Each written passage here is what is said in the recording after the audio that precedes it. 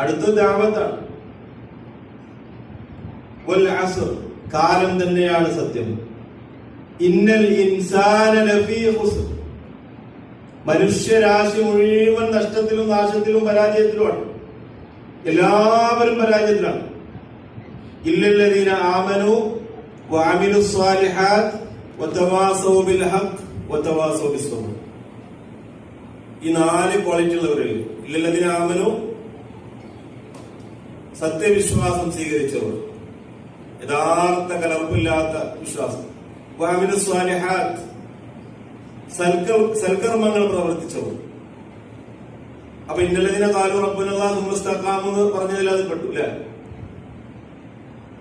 വതവാസൗ bill ഹഖ് വതവാസൗ ബിസ്സബ്ർ. വതവാസൗ bill ഹഖ്, ഹഖ് കൊണ്ട്, സത്യം കൊണ്ട് പരസ്പരം ഉപദേശിച്ചവർ. അല്ലെ, വതവാസൗ, അറബിയിൽ തവാസൗ തഫാഅല വസൽ പറഞ്ഞാൽ അങ്ങോട്ടും ഇങ്ങോട്ടും ഉപദേശിക്കും. എല്ലാവരും പരസ്പരം ഉപദേശിക്കും. വതവാസൗ ബിസ്സബ്ർ, നാലാമത്തത് ക്ഷമ കൊണ്ട് പരസ്പരം ഉപദേശിച്ചു. കാരണം ഈ മാർഗത്തിൽ ഇറങ്ങുമ്പോൾ എന്തായാലും പ്രയാസങ്ങളും പ്രശ്നങ്ങളും ത്യാഗങ്ങളും ഉണ്ടാവും. അതിലെന്ത് വേണം? ക്ഷമ വേണം. എപ്പോഴും നമ്മൾ ആഗ്രഹിക്കുന്ന മാതിരി എല്ലാ കാര്യങ്ങളും ഉണ്ടാവും. അപ്പൊ അവസാനം പറഞ്ഞ 2 ഭാഗങ്ങളിലേക്കാണ് ഇനിയുള്ള ആയത്തുകൾ. വമൻ അഹ്സനു ഖൗലൻ മിമ്മൻ ദഅാ ഇലല്ലാഹ്, വമൻ അഹ്സനു ഖൗലൻ മിമ്മൻ ദഅാ ഇലല്ലാഹ്, അള്ളാഹുവിലേക്ക് ക്ഷണിച്ചവനേക്കാൾ നല്ല വാക്ക് പറഞ്ഞവൻ ആരുണ്ട്? അറബി ഭാഷയിൽ അതിന് ഇസ്തിഫ്ഹാം ഇൻകാരി എന്ന് പറയും. അഥവാ ലാ അഹദ അഹ്സനു ഖൗലൻ മിമ്മൻ ദഅാ ഇലല്ലാഹ്.